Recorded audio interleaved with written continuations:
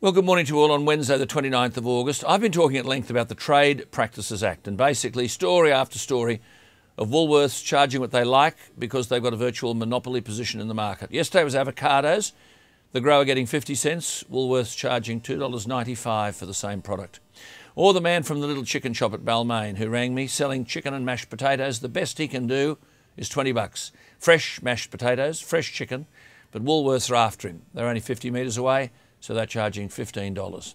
Callers telling me that Woolworths can sell at a price cheaper than they can buy the same product wholesale. Now, Australia can't go on like this. You may not have noticed, but on Friday, British Airways and Korean Air were fined the equivalent of 375 million Australian dollars each by the US Department of Justice, a total of 725 million Australian, for their involvement in a price-fixing cartel to rob consumers and small and medium-sized businesses. The penalty included $200 million US for price fixing based on the estimated cost to its customers of the higher charges, and US $100 million for conspiring to fix passenger fuel surcharges. Under the US sentencing guidelines, British Airways would have faced a maximum fine of almost $1 billion based on the amount of cargo and passenger ticket sales affected. In other words, the extent of the rip-off.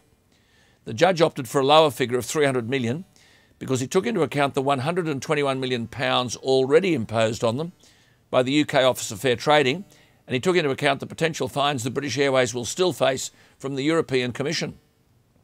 Collusion by big business over long-haul passenger and fuel charges, a levy imposed on tickets to cover the rising cost of oil, and it was inflated, ripping off customers. Between August 2004 and January 2006, the cartel, remember, was broken up when Virgin Atlantic, a competitor, blew the whistle. But it's not over. The conspirators behind this criminal activity that robbed from small business and consumers now face jail. The London Guardian newspaper wrote, quote, "Those under suspicion of price-fixing fuel surcharges to cargo could be deported under the extradition treaty between the UK and the US. They could face up to 10 years jail."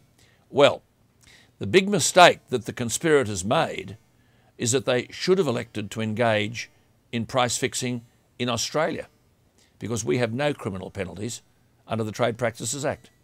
Indeed, the ACCC have told us that price gouging is not a crime. But not only do we have no criminal penalties, what's the chance of getting caught? And what chance do you have when government and the ACCC still live under the delusion that Woolworths and Coles deliver low prices?